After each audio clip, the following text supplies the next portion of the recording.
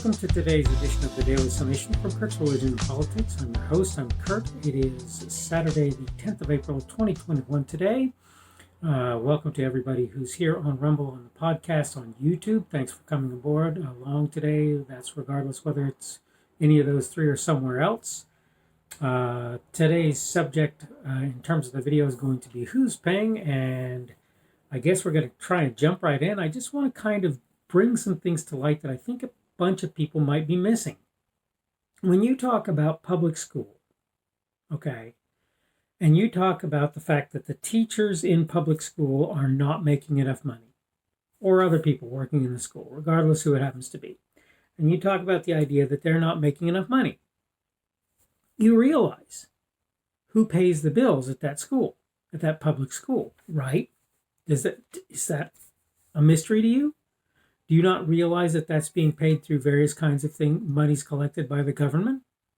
Particularly, it's the state or local government, but it's done by the government. So if those people are not being paid enough, then the people to blame for not paying them enough would be the government, right? Now, you might think that it's different when it comes to healthcare or when it comes to daycare, either one. But let me point a couple of things out to you.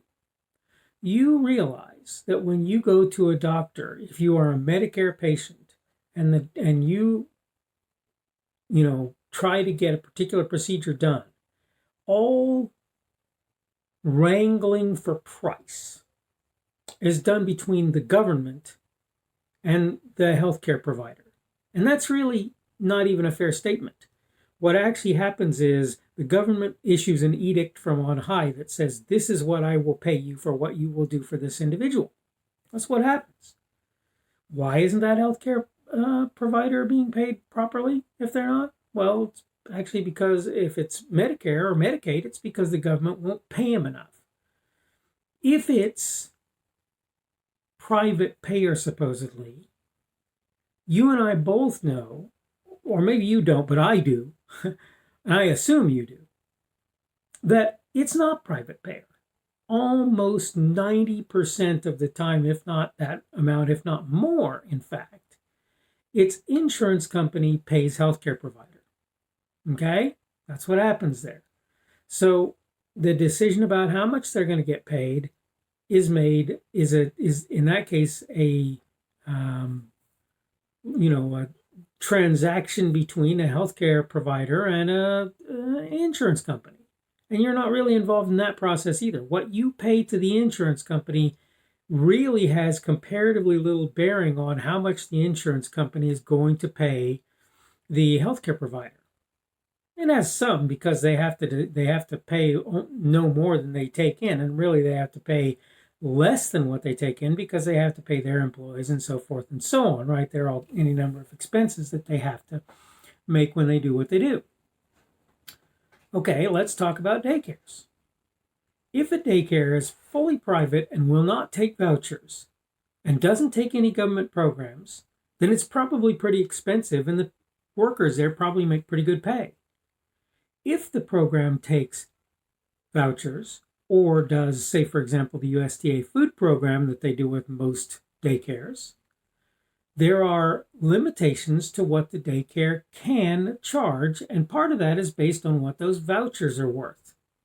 If they're going to take care of a child for $75 a week on the vouchers from the government, then that's what they're going to get from those individuals. And only individuals who are not part of that process are going to even possibly pay more, and that depends on whether or not they're allowed to charge more than that.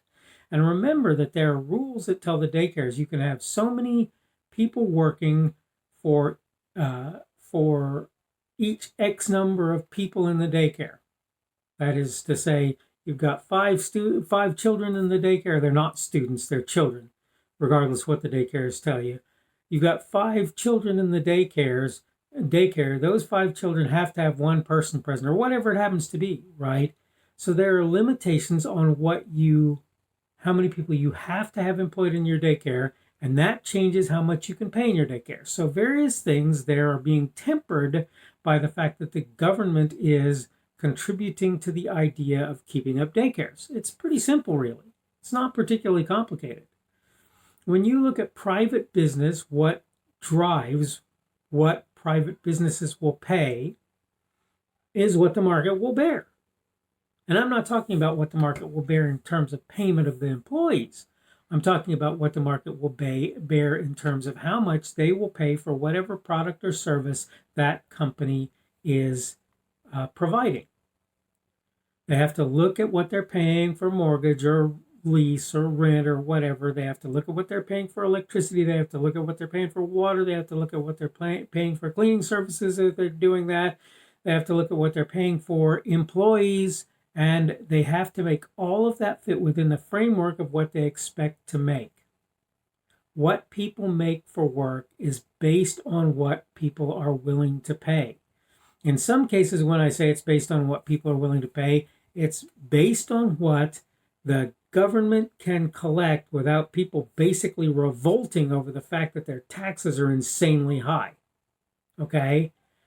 Now, there are some other things that are going on, like I say, that are coercive. The daycares are in coercion on a daily basis because they can only, have so many children there unless they bring on more employees. And they can only charge so much for the people who are actually paying. And for a lot of people, they're not really paying. They're getting vouchers from the government to begin with. So the question here is, who's paying?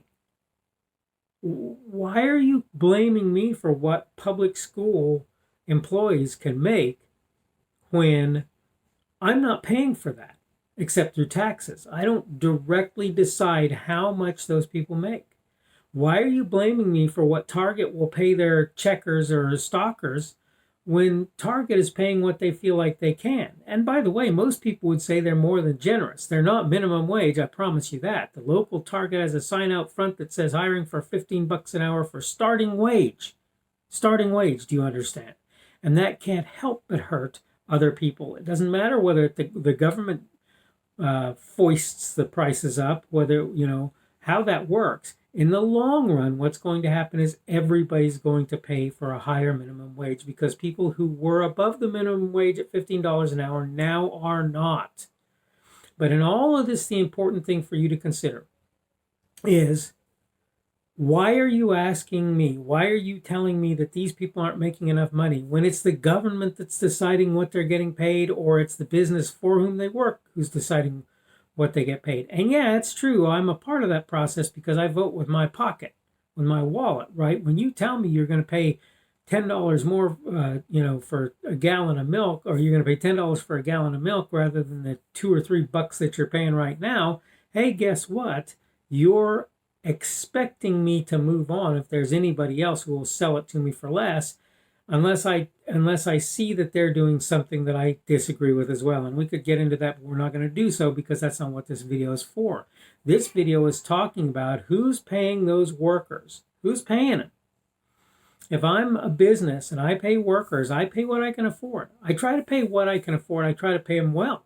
But the fact of the matter is, I can only afford what I can afford. When government is paying workers, and particularly when you see that they're spending huge amounts of money on things that don't matter or aren't important, I don't know what you expect, and I don't know what you want me to do about that. You want me to vote out the people who are paying them low amounts of money? I got news for you. I'm not voting in somebody who's paying them a huge amount of money unless they show me that they've got somewhere to get that money from. And I'm here to tell you that most of them don't. So the question is, who's paying? Who's paying? Is it me? Is it you? Well, if it's not me and it's not you, why is anybody talking to me about that? If the company can't afford to pay more, they can't afford to pay more. If government refuses to pay more, for whatever reason they refuse to pay more, what more does anybody need to say about this? This is my question for you. Who's paying? Is it me? No. Why are you bothering me about that? Okay, I need to go ahead and call this video good for the day. I'm not having a great day today. I had a little bit of trouble getting my video done. Many restarts today. That's just how it's been. I'm not holding anybody responsible for that but me. It is all on me, every bit of it. Even my son being a little bit noisy is not a big deal to me at this point. So if he is, you'll ask me to you'll accept my forgiveness, I hope. But But the thing is, that's just how that's going to be. It is as I say, Saturday the 10th of April today. Tomorrow will be Sunday the 11th of April, and we'll talk tomorrow about payment of government debt. Because I get the impression, based on things that I've heard people say, that this is a misunderstood thing, that somehow governments don't have to pay their debt. And I want to talk about that a little tomorrow. Again, thank you if you've come here from Rumble, the podcast, or YouTube. And again, this is the Daily Summation from Kurt's Religion and Politics, and I'm Kurt. I'm your host, and I've been very happy to have you along today. Thanks for sitting through the entire video, and hopefully we will see you again tomorrow. The speaker on this edition of the Daily Summation is Kurt Schubert. This video was recorded on Saturday, April 10th of 2021. The Daily Summation is created for Kurt's Religion and Politics.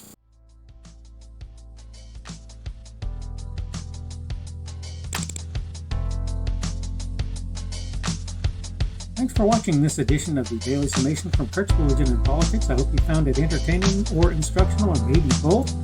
If you want to see more from me, you can go to blogs.kpschubert.com. That's blogs.kpschubert.com.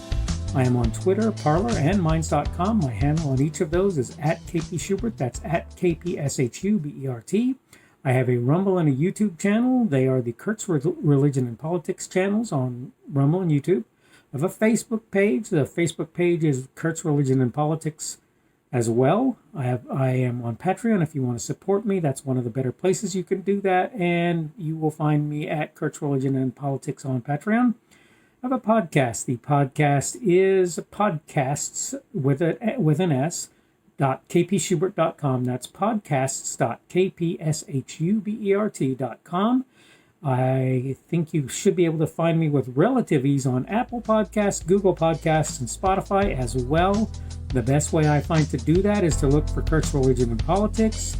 You can try to use the Daily Summation. I find that it doesn't work as well as a general rule, but you can always try that.